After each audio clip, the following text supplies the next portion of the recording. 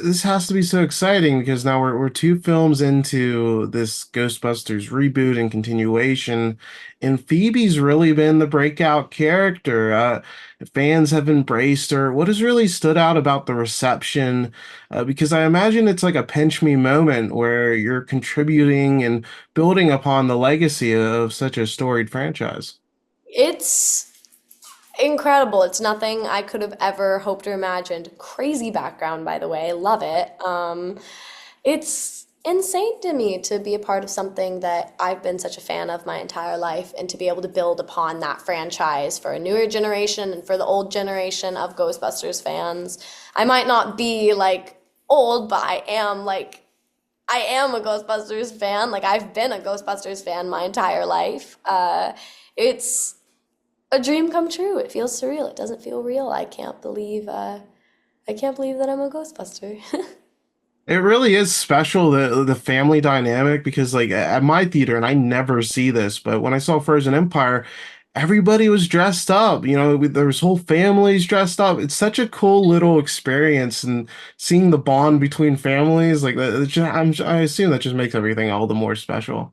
Oh, it's incredible. It's probably like my favorite part about being a part of this franchise is the fan base, is getting to be, because I'm such a part of the fan base. So it's cool to see the reception to Phoebe, that people have welcomed me and her with open arms. Because, they didn't have to. They could have just been like, I hate Phoebe and I hate Mckenna Grace. I don't know. I always get scared. So it's really, the fans have been so, so lovely to me. And I love getting to see that. I love getting to see the families and kids dressed as Ghostbusters and as Phoebe. I've seen so many cosplays and edits, and it's my favorite thing. It has to be a bit bizarre seeing kids like trick or treat as you, right? Isn't It that isn't that is. crazy? It's very weird. I don't like I can't imagine that that like actually has happened before. Like that's weird. I saw a TikTok the other day of a tattoo of me as Phoebe. My Oh face on wow. somebody's like leg. I was like, this cannot be real. There's no way. I'm so sorry that you decided to get my face. Like that's like I'm so sorry you have that now. Like me? Like it's so crazy to me. I can't believe that exists. Like that's I don't know. That's crazy to me. It's very surreal. Yeah, definitely. And a few years passed between Afterlife and Frozen Empire. So what was most interesting about really getting to develop Phoebe past the young girl that we saw in Afterlife and see how she is as she's, becoming almost an adult? Uh, well, it's the same as me because that is pretty much what's going on in my life. I had just turned 13 about like a month before we shot Afterlife, and then I turned 17 the day after we stopped shooting Frozen Empire. So it's the exact time frame of my life. It's been fun to be able to portray Phoebe at a different time in my life and hers because it kind of correlates and lines up. Always, I'm growing with her, so it's fun to incorporate because I get her, I feel her. I'm going through the same thing, so I get to incorporate lots of my life to her.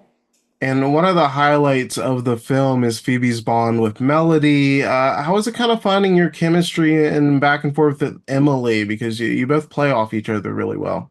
Yeah, I think that's just kind of like how we play off of each other, just like in the scenes. I don't know. Whenever we're playing Phoebe and Melody, it's fun. We're just quip and go back and forth. It's we improvise a lot. It's fun. I don't know. Emily and I get along. It's cool getting to play those characters and bring their friendship to life. You have some really sweet moments with Paul Rudd. He's trying to gain acceptance in this sort of like stepdad role, and a lot of heart of the film comes from that. And how is it kind of establishing that rapport with him, especially you guys are kind of arguing a bit in the movie. Your character gets sidelined, but it's all a happy ending. Yeah, it's lovely getting to see that relationship between Gary and Phoebe, I think.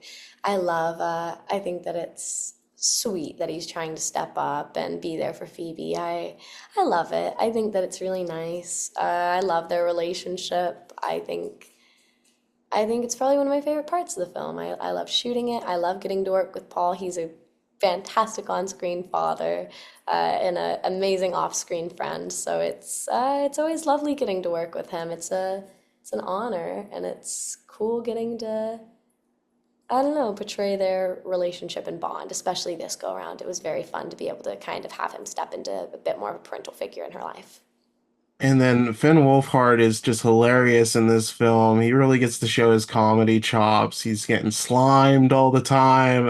He's a very fun, goofy big brother. How is it kind of establishing the sibling dynamic, especially, with them a little bit older than in the first film? It's fun. It's fun. I feel like our entire relationship in these films are just like he says something and I'm like, you're so stupid. Like I feel like that's just our entire relationship. He just like says something and I just like look at him like you're so like why are you talking? Like, I don't know. It makes me laugh. I'd love to see more of Phoebe and Trevor. I love working with Finn. We have a great time and a great rapport as those characters. I'd love to see that relationship a bit more. But it's always really fun. I love working with Finn. I mean, he's so stupid. Like, they're just always doing bits on set. He's so talented, of course, but like, they're just hilarious. And I'm just always like, oh God. They're just like always doing a bit. It's funny.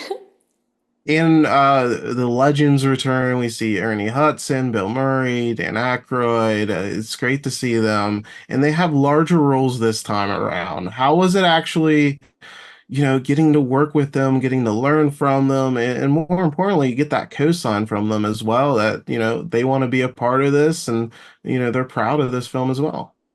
It's just as surreal as being a Ghostbuster. It's weird to be able to not just meet and work alongside, but also bust ghosts alongside like the original guys. It's people that I've grown up watching and been a fan of my entire life. So it's weird. It's cool that they like the franchise still and like the films that we're making. That's like the biggest honor in my heart that they still want to be a part of it and still like what we're doing and creating. It's an incredible feeling. It's weird and surreal. I don't even know how to describe it. It's a fever dream.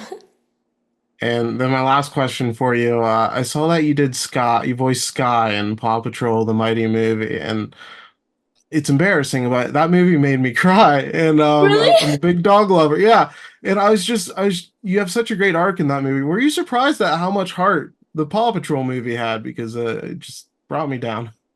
Nah, I'm not surprised about it. I think that it has all the heart. I think that it's such a sweet it's another sweet like kind of franchise that like I'm honored to be a part of. It's very cool that I got to step into that role after it being such like a beloved and known kids show, especially among like uh this younger generation. Like all of my friends, like younger siblings watch the show and then a lot of like my friends watch the show growing up. So it's really cool to get to be a part of. I've always wanted to do animation and be like an animated character, so it's weird to have little like toys and voice this little dog. It's so cute to see like my voice coming out of that. It's weird.